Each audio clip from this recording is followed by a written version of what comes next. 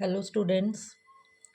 हमने अपनी last video में बेटा मेजी रिस्टोरेशन के बारे में पढ़ा था और आज हम पढ़ेंगे मेजी रिफॉर्म्स कि जापान में क्या क्या मेजी रिस्टोरेशन के अंदर क्या क्या सुधार हुए।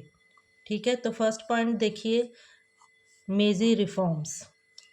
तो इसमें फर्स्ट पॉइंट है एडमिनिस्ट्रेटिव रिफॉर्म्स। अब एडमिनिस्ट्रेटिव रिफॉर्म्स क्या हुए? सबसे पहले तो फ्यूडलिज्म वाज अबॉलिश्ड। जो फ्यूडलिज्म था वो ख़त्म कर दिया गया अंडर द मेजी rule. The government imposed a new administrative structure to integrate the nation। तो नेशन को एकजुट बनाने के लिए न्यू एडमिनिस्ट्रेटिव स्ट्रक्चर लागू किया गया। सेकंड आपका आता है economic reforms.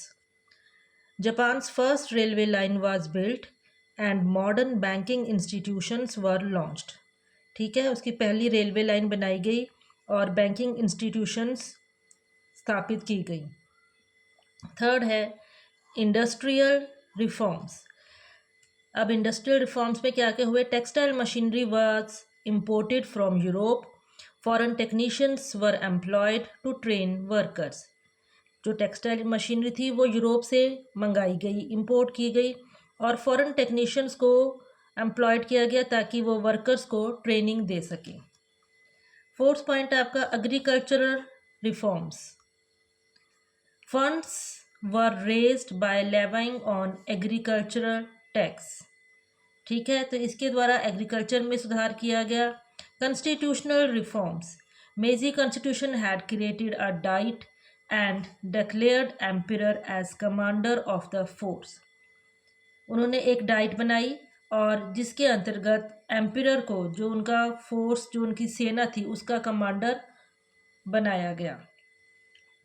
Educational reforms.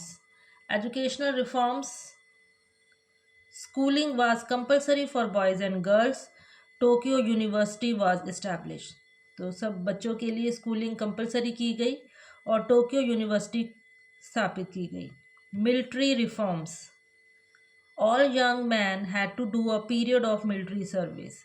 Modern military force was developed. तो जितने भी जो जवान लोग थे उनको अपने एक specific time period military service में देना पड़ता था और मॉडर्न मिलिट्री फोर्स की स्थापना की गई।